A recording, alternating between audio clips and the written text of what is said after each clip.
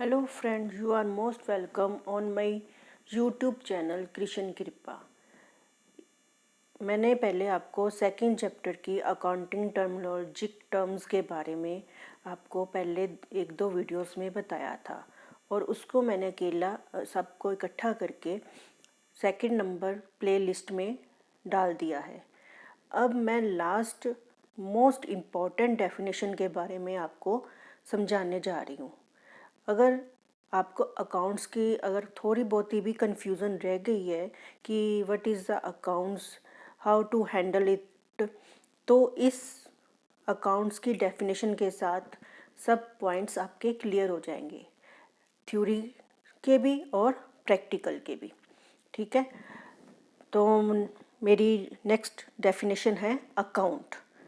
Account मैंने आपको पहले भी बताया है अकाउंट की डेफिनेशन में, इंट्रोडक्शन में। ठीक है, फिर मैं रिपीट कर रही हूँ। Account means that which explain all the transaction date wise. Account उसे कहते हैं जो बिजनेस की सभी ट्रांजैक्शंस को डेट वाइज रिकॉर्ड करता है।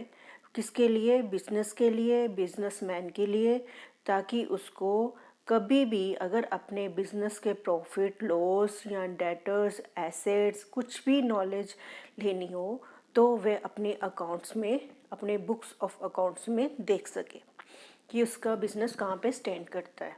ठीक है, तो account means that which explain all the transaction date wise and which is related to a person, property, a gain या लॉस ETC। ठीक है, अकाउंट्स को हम किससे फॉर एग्जांपल रिकॉर्ड कैसे करते हैं? काफ़ी देर हो गई हमें अकाउंट्स पढ़ते पढ़ते। जैसे हम राम्स का अकाउंट मेंटेन करते तो राम्स अकाउंट में मेंटेन सारी ट्रांजैक्शन हम डालेंगे, रेंट अकाउंट में रेंट की, बिल्डिंग अकाउंट में बिल्डिंग की, ETC। ठीक है, आगे है कि अकाउंट को हम कैसे क्लासीफाई करें। It may be classify as follow. मैं एक क्या कहते हैं डायग्राम के थ्रू आपको अकाउंट्स की क्लासिफिकेशन समझाती हूँ और उसकी आपको डेफिनेशन भी समझ लग जाएगी। ठीक है बच्चों, अकाउंट्स जो है दो तरह के होते हैं, classify into the two types. Main head जो है पर्सनल अकाउंट और इम्पर्सनल अकाउंट।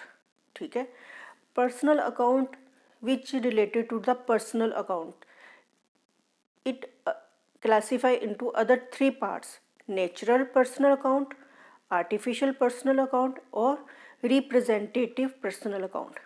ठीक है, पर्सनल अकाउंट जो पर्सन के साथ रिलेटेड हो। ठीक है, और उसको आगे थ्री कैटेगरी में डिवाइड करेंगे। नेचुरल मतलब कि वो personal account which related to the human beings. ठीक है, पर्सन के साथ रिलेटेड होते हैं, उसको कैसे कहते हैं? Natural personal account. जैसे मैंने आपको बताया कि अगर राम की अगर कोई ट्रांजैक्शंस हैं, शाम की कोई ट्रांजैक्शंस है और किसी कंपनी की कोई ट्रांजैक्शंस है तो उसमें किस में रिकॉर्ड करेंगे? नेचुरल पर्सनल अकाउंट में।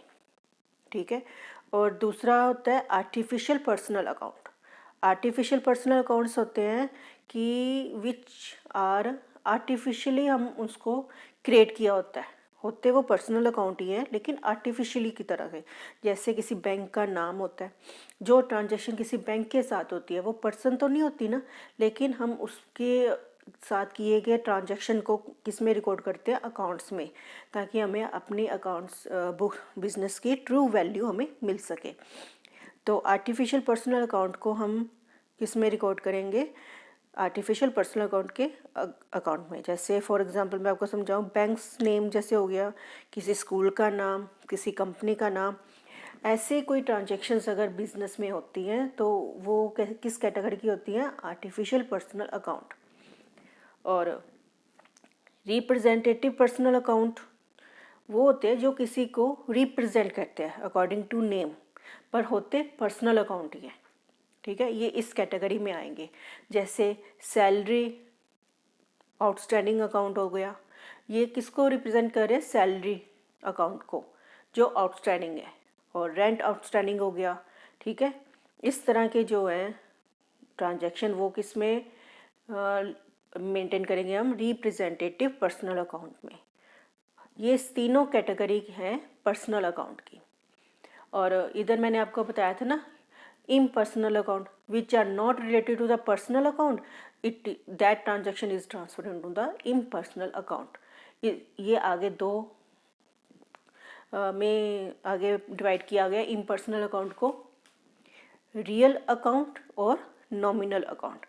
मेन जो अकाउंट है ना जिसमें साथ आपको ट्रांजैक्शंस रिलेटेड मिलेंगी अपने बिजनेस में या अकाउंट्स में, वो है पर्सनल, रियल एंड नॉमिनल। ठीक है, पर्सनल को हमने 3 कैटेगरी में डिवाइड कर दिया, नेचुरल, आर्टिफिशियल एंड रिप्रेजेंटेटिव। और इम्पर्सनल को आगे 2 कैटेगरी में है, रियल अकाउंट और नॉमिनल अकाउंट। ठीक है, real account means which are touch और नॉट टू बी टच, ऐसी ट्रांजेक्शन्स के साथ रिलेटेड हो। It will also divide into 2 categories, is tangible and intangible real account.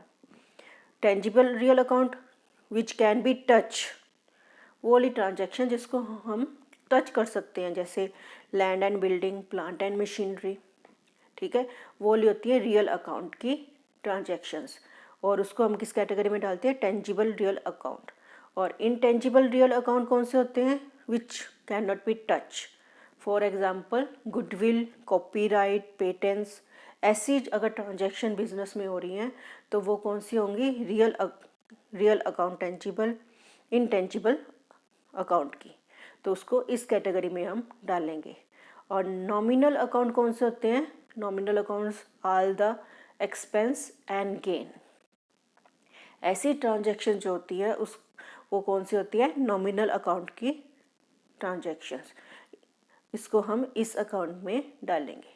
ठीक है, और ये हमारी मोस्ट इम्पॉर्टेंट डेफिनेशन थी अकाउंट की, जिसके बारे में मैंने आपको भी बताया है इन ब्रीफ करके, ताकि आपको समझ लग सके कि हमारा अकाउंट जो है किस किस ट्रांजैक्शन के ऊपर बेस है। सो अब हम नेक्स्ट टॉपिक स्टार्ट करूँगी मैं नेक्स्ट वीडियो पे। अगर आपको किसी भी डेफिनेशन में कोई प्रॉब्लम है सेकंड चैप्टर की टर्म्स ऑफ अकाउंटिंग में, तो टर्म्स डेफिनेशंस वगैरह जो सेकंड चैप्टर की है, अगर कोई रह गई है तो आप मेरे को कमेंट बॉक्स में पूछ सकते हो, मैं आपकी वो वाली प्रॉब्लम्स भी सॉल्व करने की कोशिश करूँगी। और अगर आपने मेरा चैनल नहीं सब्सक्राइब किया है, please subscribe it. Okay and thank you.